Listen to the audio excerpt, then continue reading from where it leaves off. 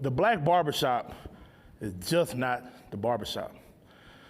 The black barbershop is truly a unique place. It's a place where we play cards, spades, dominoes from time to time, bunch of arguing over sports, politics, and who lost the Dallas Cowboys game this past Sunday? To the Pittsburgh Steelers. It is a unique place for men and communities to gather. It's the country club. It's a place where we can be seen and heard. I remember as a kid going into my aunt's beauty salon.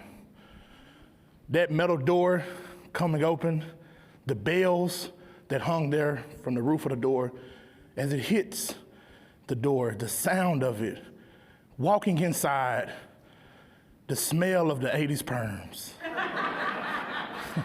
those bleachy chemicals.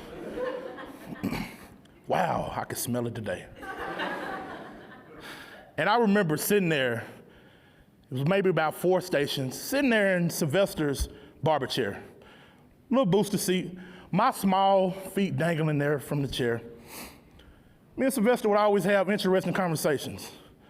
He would ask me about how things were going, how life was treating me. Was I keeping my grades up, staying away from the D's and F's on my report card? Was I minding my aunt at home? All of the interesting things that a mentor does with a young person. He was my barber. He was also my first mentor.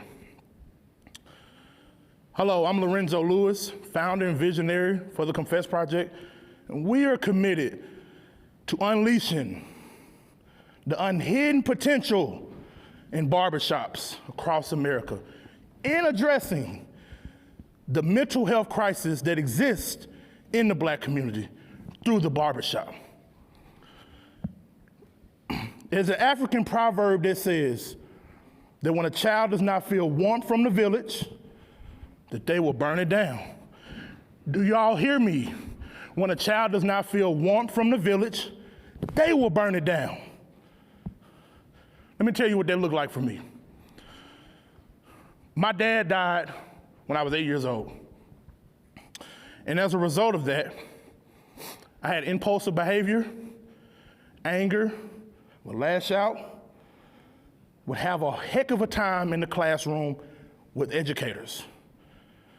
That led me on to a behavioral health stay for months. Away from my family, I felt helpless, felt hopeless. I felt alone, I felt isolated. Later on at the age of 17, I stood there before a judge, hoping that my life would not end. I was being convicted on a firearm as a juvenile. And I never forget my aunt sitting there in the courtroom, crocodile tears coming down from her face, pleading the judge for a second shot at life. The judge asked me what did I want to do as she began to go for a sentence. I gave her some random answer about going to college. I just didn't want to be in jail again. I needed to get out of those shackles in that moment. The judge actually believed in running a trauma-informed court and rehabilitating folks rather than sending them to prison. This place was very familiar to me as well. I was born in a prison. My mother was incarcerated, serving a short sentence when I was born. So college was my best way out. During college, I began to work in the behavioral health sector at the age of 21, particularly within the juvenile justice system. I saw a lot of young people that looked like myself. They had went through similar challenges. They looked like me, they talked like me. Some of them even dressed like me. But beyond that, I knew that there was hope. And I knew that I was committed to changing this problem. I also realized that I was a unicorn, that only 2% of mental health professionals identify as black people here in the space across the United States. So I was definitely a unicorn. I was someone who was very unique.